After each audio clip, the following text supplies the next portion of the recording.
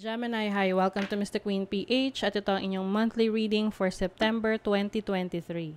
Bago tayo magsimula, ipopromote ko lang ang Mr. Queen Power Bracelet. So para sa mga naghahanap ng Evil Eye Bracelets, available na po ang dalawang klase ng Evil Eye Bracelet sa ating shop. So meron tayong Selenite Evil Eye at Obsidian Evil Eye Bracelet. So parehas lang merong protection and cleansing properties.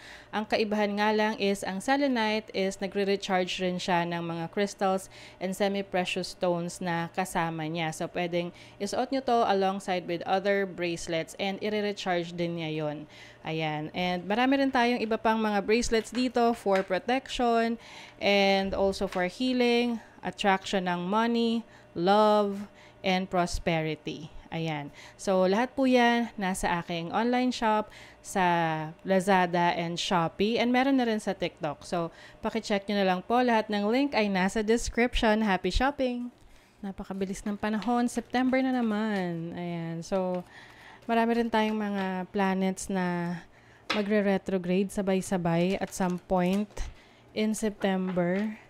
So that's Mercury, Venus, Jupiter, Saturn, Uranus, Neptune, Pluto, Chiron. Kakaloka. So, ingat-ingat, no? Be careful with your decisions. Just make sure that you are taking precautionary measures. Okay? So, just a reminder na ang reading na to ay general reading. Maari kayong maka-resonate dito, maaring hindi. Just take what resonates. You have the power to create your own reality. So, gamitin nyo lang ang reading na to bilang gabay. Okay, let us see, Gemini, what's up with you ngayong September 2023? You have the South Node. Meron kang haharapin from the past, Gemini, ngayong September. This can be a past relationship, a past career, or obligation na iniiwasan mo, na hindi mo na maiiwasan. Pwedeng obligation to sa iyong bahay, sa family. Pwedeng related mismo sa bahay. Yung kung ikaw ay kumuha ng mortgage na bahay, or meron kang kailangang bayaran. So, ngayong September, haharapin mo na yan. Yung iba naman, issue sa family ninyo. Related sa bahay or sa family. Let's see what else. Oh, letting go. You're going to be letting go of something na you're no longer... you feel like it no longer serves your highest good, your highest purpose. Letting go from your past. And then authenticity, magpapakatotoo ka sa sarili mo. Ito ay meron ditong specific message, hindi to para sa lahat. So I'm also sensing someone na ile-let go niya na yung property niya, bahay niya, dahil maaring hindi na niya kayang bayaran or masyado nang mabigat, sa kanya to maintain something, maintain that house, that property.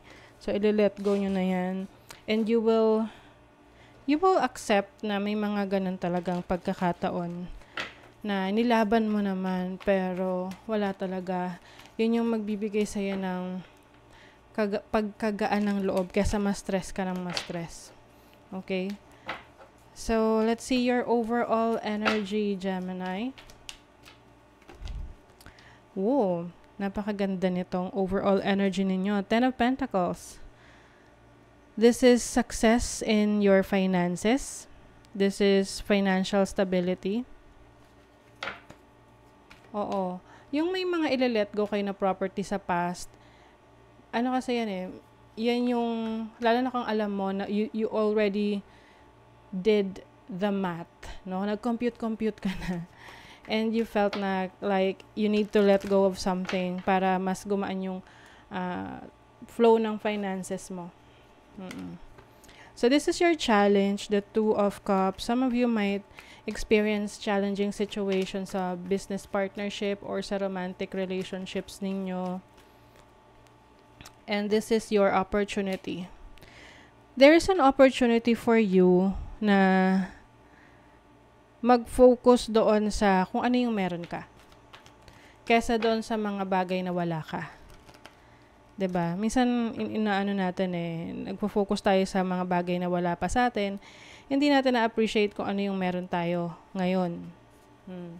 So you have the opportunity to see the blessings around you, or to to finally realize what's more important. And then this is your blessing, 8 of Cups. So letting go. Alam niyo kung ano man tong ila-let go ninyo. It can be relationship, connection with someone, or material na bagay, pag-aari ninyo. Meron tong meron tong positive na epekto sa inyo, which is freedom and pagbabawas ng responsibility. Let's see what else, Gemini. Childhood. Revisiting the past. Meron talagang connection yung past. Makes sense kasi marami tayong naka-retrograde na planets ngayong September. So, ayan yung tipong mga hindi nyo dinideal from your past. Ngayon, magre-resurface yan. Wheel of Karma. So, ito yung cause and effect, cycles, consequences, and divine will. Ito yung mga consequences ng mga actions ninyo in the past. Ngayong September, lalabas yan. Okay? So, isipin nyo na kung ano yung mga nagawa nyo in the past. And this is going to give you life's lessons. Na ililid ka doon sa kung saan mas mapapabuti ka. So for your money, career, finances. The Boss. You are about to take bigger responsibilities in your business or career. An an executive position is lining up for you. Your finances are getting stronger. Meron ka raw iti-take na responsibility sa trabaho wherein you'll be in charge, you will be in control. Pwedeng merong posisyon na mas mataas sa kinalalagyan mo ngayon. You have the 5 of Pentacles, the Page of Swords, and the 7 of Cups. Okay, ito yung mga decisions na kailangan mong pag-isipan. Whether you're going to accept this responsibility. As with the 5 of Pentacles here, posible na yes, mas mataas yung opportunity na to, but maaring this might also cause some financial struggle. Kasi di ba yung iba, kapag nagkakaroon ng pagtaas ng kanilang sweldo, yung income nila, pati yung lifestyle nila, tumataas din. Okay? Oo, lalo na pag overwhelming yung mga bagay na gusto ninyo. So, pay attention sa paggastos ninyo. Hindi lahat ng kumikinang ay ginto, or hindi lahat ng bagay na nakikita nyong mukhang maganda para sa inyo is kailangan nyo. No? So, research on the things that you need pagdating sa kaperahan or gamit na pagkakagastosan nyo. So, sa love naman, love, wedding, yung iba ikakasal, or magkakaroon kayo ng seryosong commitment, higher level of commitment. Yung iba, pwedeng a-attend kayo sa kasal. Let's see, what is this? The King of Swords, the Strength card, and the 10 of Cups. Yes. So, some of you are going to stay in a relationship na ipaglalaban mo kahit na nagkaroon kayo ng challenges with this person, with this marriage, dahil na-realize nyo yung importansya ng family sa inyo. So, if you have a partner right now, you are going to stay in that relationship for as long as alam mo na it will benefit you and your family. The Truth. Truth is different at different levels of consciousness. Reserve judgment. Yes.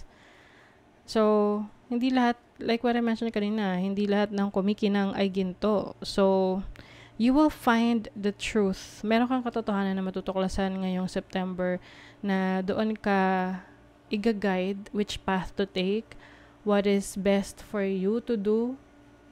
Okay? It's like you're being guided to a new direction na kailangan mong tahakin based on your authentic self, no? Based sa iyong pagiging totoo sa iyong sarili. Okay? So, that is your reading, Gemini. Kung nagustuhan nyo to, naka-resonate kayo, mag-comment kayo dyan. Like, share, subscribe para lagi kayong updated sa ating mga readings. Thank you so much, Gemini. See you again.